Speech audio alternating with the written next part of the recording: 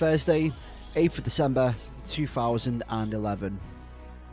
Probably the biggest game of the season so far, as we have a finals rematch against the Boston Celtics at home. How ironic that on the same day that we're facing the Celtics, the Heat face the Lakers.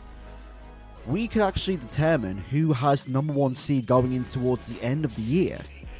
However, all eyes are on the rumor mill.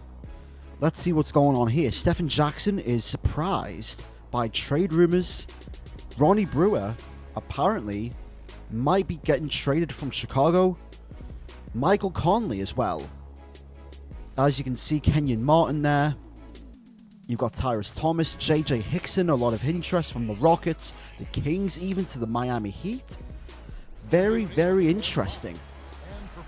However, the objective is the same, to win this game the same way we won the finals back, 5 months ago. And it would be very, very good to pretty much end this year the same way that we ended the season. As you remember, we won the title, we won the championship at home in a 4-game sweep against the Celtics.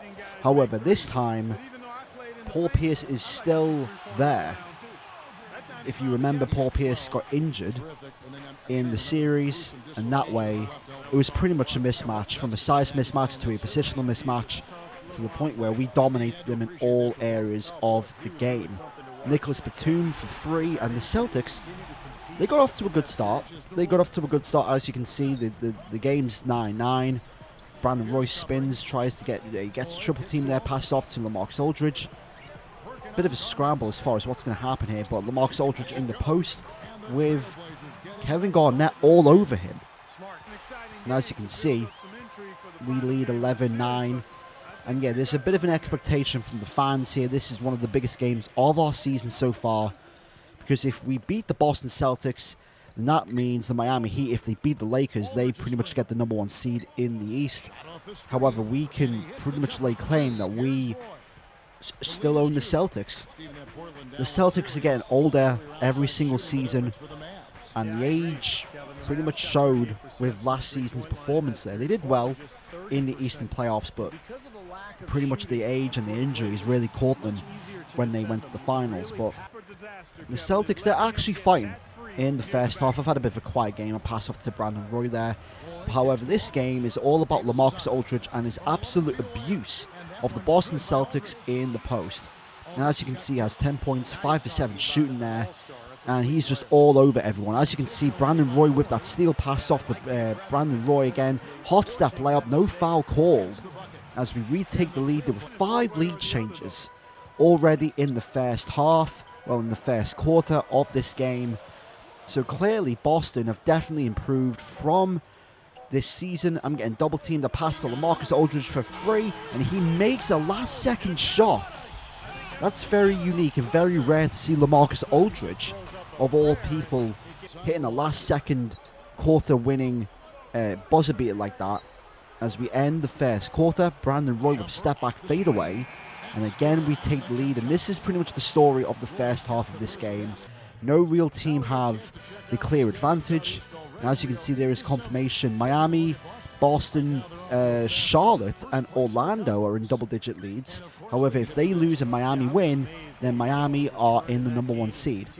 As you can see, Brandon Roy has got a Nate Robinson in the post. I don't know why he just didn't back him down there, but he goes inside for another 2 points.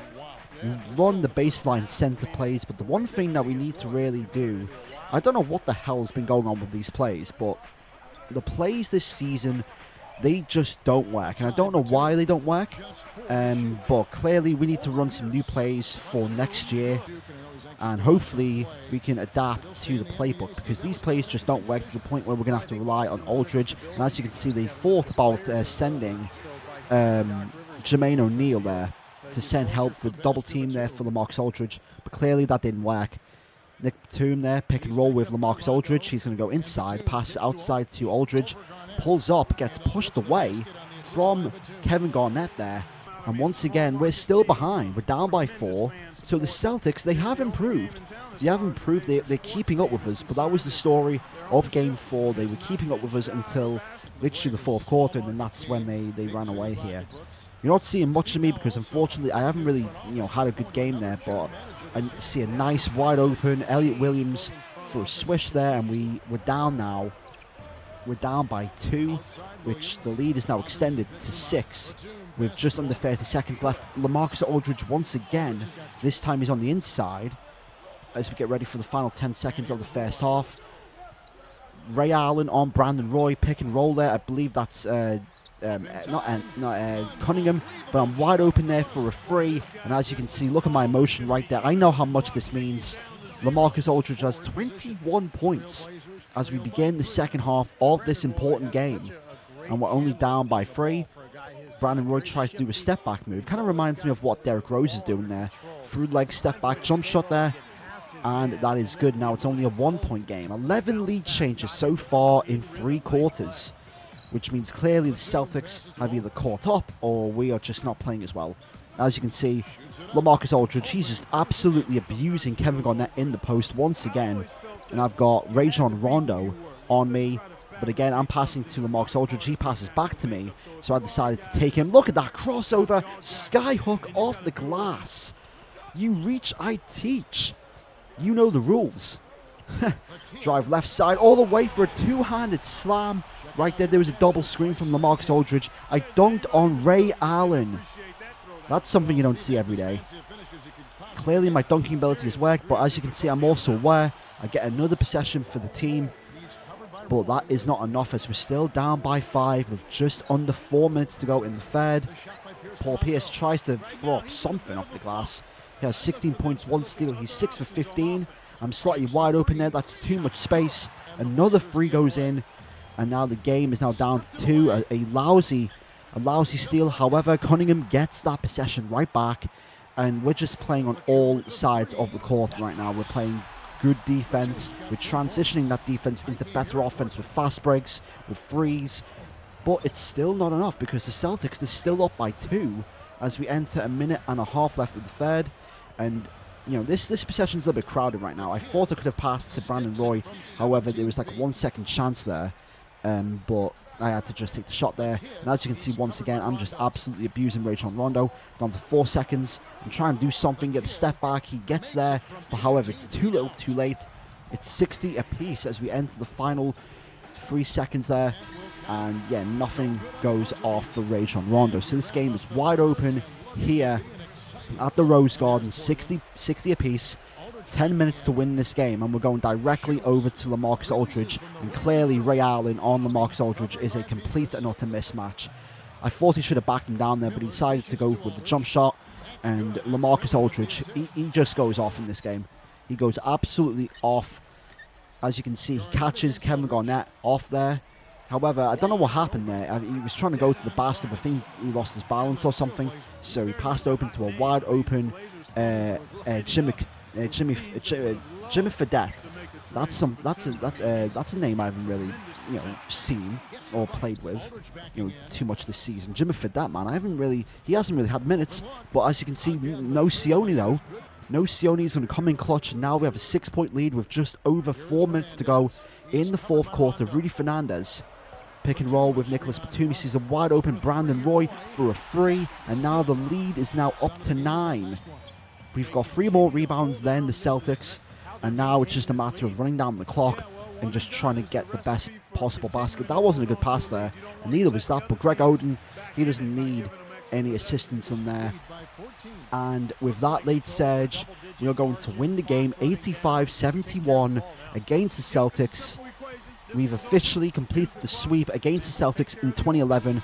I believe we won against them in January. We beat them in the finals, and now we've done it again at home in December. So that is 6 out of 6, including the finals. And yeah, look at LaMarcus Aldridge, 29 points, 7 rebounds, 2 assists, 1 steal. I had 14 points, 4 rebounds, 5 assists, and 1 steal for 6 of 13. And yeah, Brandon Roy, 18, 7, 3, 2, and 1. But yeah, it was overall a decent team performance and a great victory.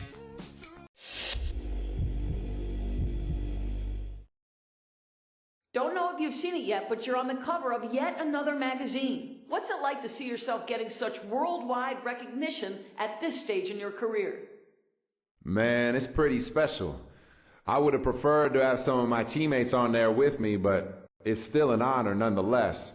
I wouldn't be here without them supporting me, but maybe this will bring some recognition to the hard work everyone on this team is putting in. I know it's not all about me, and I don't want it to be. But to be honest, it's always nice to get a little extra recognition. I just got to make sure my play continues to be worthy of that praise.